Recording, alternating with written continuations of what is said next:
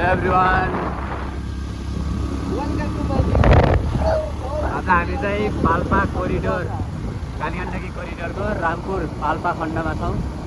यतिकै रोचक देख्न सकिन्छ दुईतर्फको पहाड र बिचमा कालीगण्डकीको नदीको छेउमा रहेको रामपुर फाँट यतिकै रमणीय देखिएको छ। यस ठाउँमा किसानहरूको भएको डाँडा काँडा हरियाली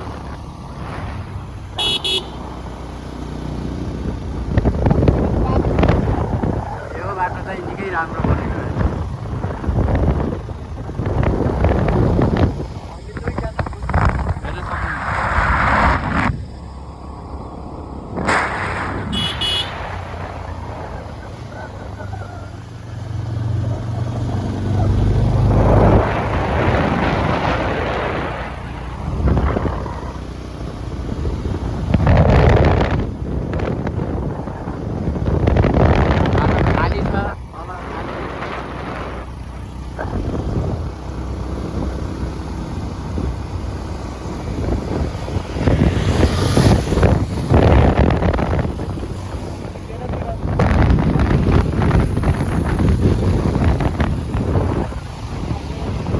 मारीबाट सिधा तार हाइवे देख्न सकिन्छ भने मारी कालीगण्डकी कोरिडोर यो एउटा फास्ट ट्र्याक हो जहाँबाट हामी निकै छोटो समयमा जग्गा पनि देख्न सकिन्छ।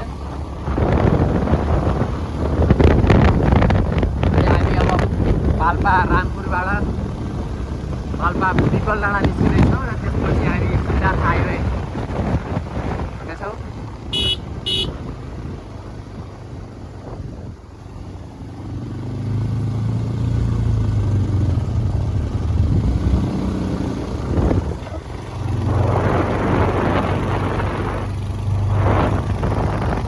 गाउँहरू बाँझो बारी देखिन सकिन्छ सबै सहरतिर।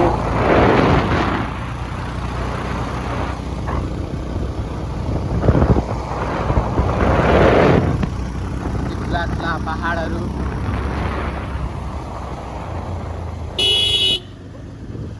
यसमा निकै मोडहरू रहेको छ, एकदम ख्याल गरेर यात्रा गर्नु होला। निकै ठुला ठुला मोडहरू, निकै दुर्घटना हुन सक्ने डाँडाहरू भएका छन्।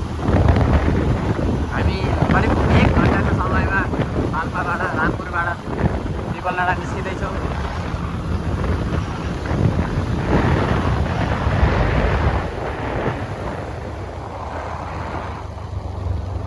हामी तल कालीगण्डकी बगिरहेकी छन् भने हामी कालीगण्डकीको तीरबाट माथि माथि निस्किँदैछौँ।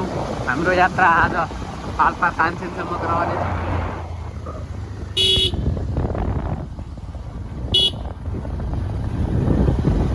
समय मिलाएर यो बाटोबाट पक्कै पनि यात्रा गर्नु होला।